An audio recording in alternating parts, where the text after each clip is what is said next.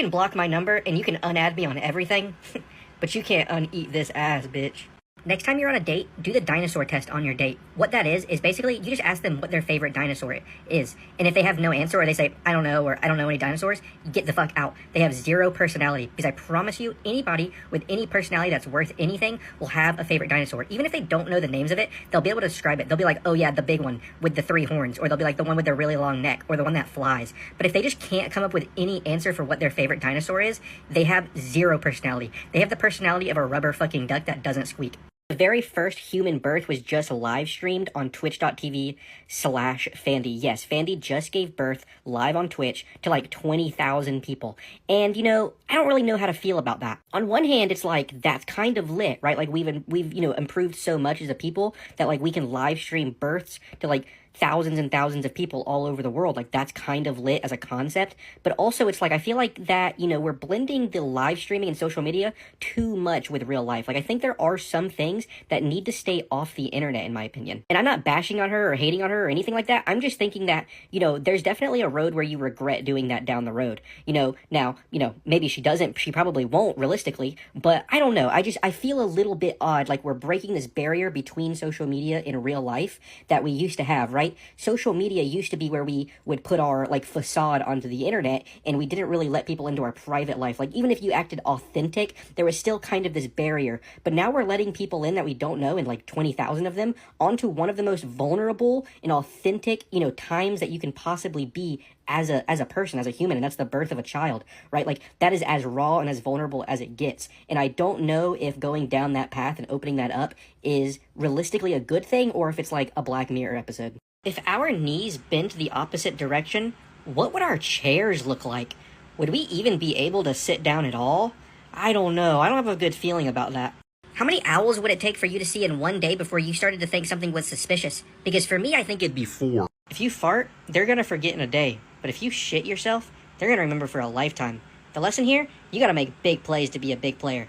Why do people always shorten their name the same way? Like, why do all Matthews go by the name Matt? Why do all Christophers go by the name Chris? Like, every Joshua I've ever met just goes by Josh. And every Nathan always goes by Nate. Why don't we go by Thew for Matthew? Like, imagine your name is Matthew and you're like, yo, what's up? My name's Thew. If you're a Josh, you can just be like, yo, what's good? Yo, what's good? Schwa's here. Yo, what's good? My name's Schwa. Obviously, there are some Christophers that go as Topher, but I always fuck with Topher more than a Chris, low-key. I think my favorite one is if your name is Nathan, you just go by Han, right? Just H-A-N, you just go by Han type shit. I think, though, Thew that shit's tough. Your name is Matthew, but I go by Thew type shit. I think people need to get out of the box more with names. Low-key, I think that a lot of people think of like, oh, I don't want to name my kid Matthew because like, oh, people are going to call him Matt, so I'm going to name them Oakley. You know what I'm saying? It's like the fucking ugliest name you've ever heard of type shit, right? Like, no, just name your kid Matthew and let him go by Thew. I feel like that's way cooler than a fuck ass name like Oakley. Like, what the fuck is that? Like, deadass. That's a whole different argument, though. Why do people always shorten their name the same way? Like, why do all Matthews go by the name Matt? Why do all Christophers go by the name Chris? Like, every Joshua I've ever met just goes by Josh. And every Nathan always goes by Nate. Why don't we go by Thew for Matthew? Like, imagine your name is Matthew and you're like, yo, what's up? My name's Thew. If you're a Josh, you can just be like, yo, what's good? Yo, what's good? Schwa's here. Yo, what's good? My name's Schwa. Obviously, there are some Christophers that go as Topher, but I always fuck with Topher more than a Chris, low-key. I think my favorite one is if your name is Nathan, you just go by Han, right? Just H-A-N, you just go by Han type shit.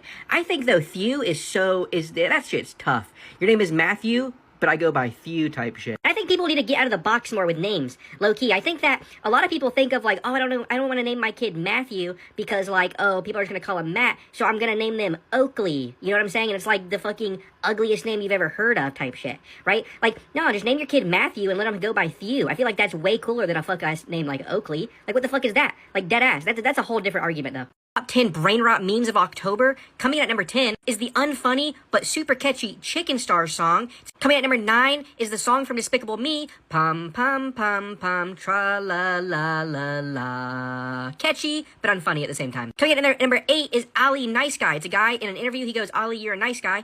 And the other guy says, don't talk to me. I'm not gonna let you talk to me however way you want. And honestly, that's kind of tough. I kind of like that. And at number 7, we have the Brain Rot Unk, which is a guy recording himself in his car. I think it's his car, where he's basically just tweaking the fuck out to a fucking Tung Tung Tung Sahur song. Coming at number 6, we have Burrito Torpedo, which is another movie clip. I know, fucking thumbs down, shoot me, I guess, whatever. I hate these movie clip ones, but it's a movie clip of a fucking Burrito Torpedo. There's really not much else to say. I don't even know what movie it's from. That's how lame it is. Coming up at the top 5, breaking into the top 5, and probably I think one of our newest ones is Jake Paul AI. Yes, the Sora AI, Jake Paul AI, putting on makeup, and coming out. We support you, Jake Paul. We are allies. And sneaking into a top 4, this is a sleeper. This is the Bendy dance. Now, I don't know all the lore in the Bendy dance, but I do know it's a kid doing a dance in front of his class at school, and he kind of looks, I don't know, kind of dumb a little bit. It's a little bit of a lame dance, but he hits it, low-key. He does kind of hit it, I can't lie. And now, for the 10th month in a row, in our top 3, we've got 6'7".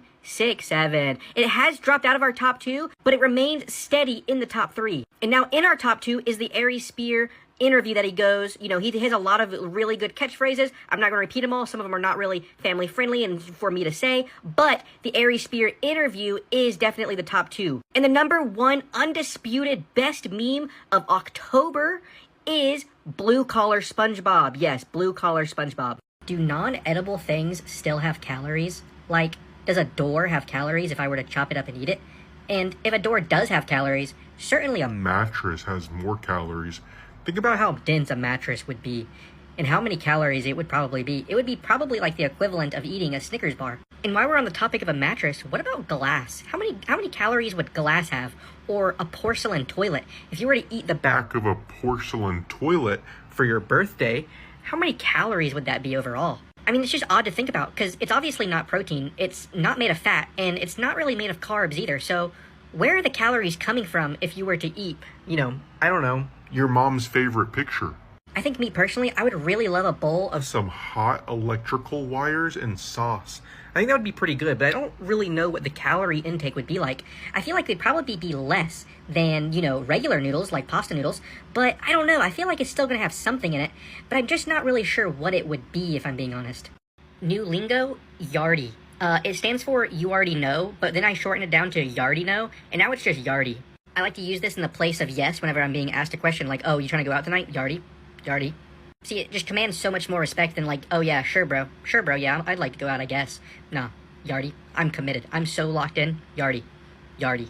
My new favorite rage bait tactic is just being like, yeah, sure bro, I guess, allegedly. They're coming at you with a bunch of facts, a bunch of sources, and you're like, yeah, I mean, allegedly, according to them, right? Like, I suppose. They're like, y equals mx plus b, and it's like, maybe, allegedly that's true. I don't really know. I can't really prove it. And you're like, hey, can you prove it? And they're like, well, yeah, here's this article, this study that, yeah, but can you prove it? So, like, if you can't, it's just kind of like alleged. Best way to reply to some new information is just say downloaded. That shit's so tough. It's way better than replying with like Roger or 10-4 or anything like that.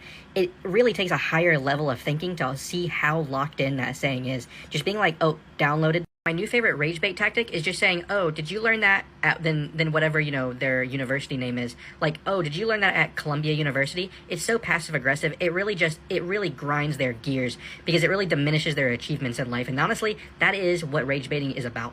Oh, you can't, imagine new colors. You can't imagine a new sound that doesn't exist. Oh, yeah? Watch me. I just did it. I've got a new color in my head. Now, I can't describe it to you because you can't imagine it. But I can. I just did it. Oh, yeah, I can imagine what it's like to live in another person's shoes. I have their experiences now, but you don't. There's real life levels to this shit. My new favorite rage bait tactic is just to lie. When you're in an argument, just start making shit up. It goes so hard. Like, just start making the craziest stuff up that supports your argument. And, like, what are they really going to do? Are they going to be able to actually, prove it all wrong right there? Probably not. You could just start making shit up. And then, if they come back with something that disproves, you could just be like, yeah, that's AI. That's AI, honestly. Like, what are you going to, just lie? My new favorite rage bait tactic is that especially whenever you're losing an argument, you start disassociating and looking away. And then all of a sudden, you'll just come back and be like, oh, were you talking to me? Were you talking to me? And they're like, yeah, we were just having a whole discussion. It's like, oh, were you talking to me? Are you sure? That was me? My new favorite rage bait is just responding with, oh yeah, I saw that TikTok, bro. Yeah, I saw that TikTok, bro. Me too. I saw that too. I was actually a fan of it. I liked it. I saved it. Here it is. Whenever they're coming at you with an argument or whatever, and it's like, you just laugh and be like, oh yeah, I saw that TikTok. I saw that meme. That was pretty good. That was pretty funny. And you just laugh it off and you just walk away. You walk away from them. You cut the conversation off right there. And they're just going to be sitting there like, what TikTok? What TikTok did you see? And you don't even respond. You just leave the conversation. Yeah, I saw that TikTok, bro. You just leave. Who knows? And you just, honestly, silence is the biggest killer in an argument. They can never respond. Silence drives them more mad than anything else. My new favorite rage bait tactic is just saying, yeah, big if true. Yeah, that big deal if that's true. Especially if it is something true, or they're like talking about something like that's actually like really big in the world. Like, oh, this group of people is like so bad, they're killing so many people, they're taking over all of this land or whatever. Yeah, big if true, I guess. Big if true. Oh my god, just watch how their face melts whenever you say that, because it is true, probably. And if you're saying that, you're just like dismissing it. That's so good. That's so great. And it doesn't have to be like a big global issue. It could be anything, right? It could be like 2 + 2 = 4. Yeah. I mean, yeah, big if true.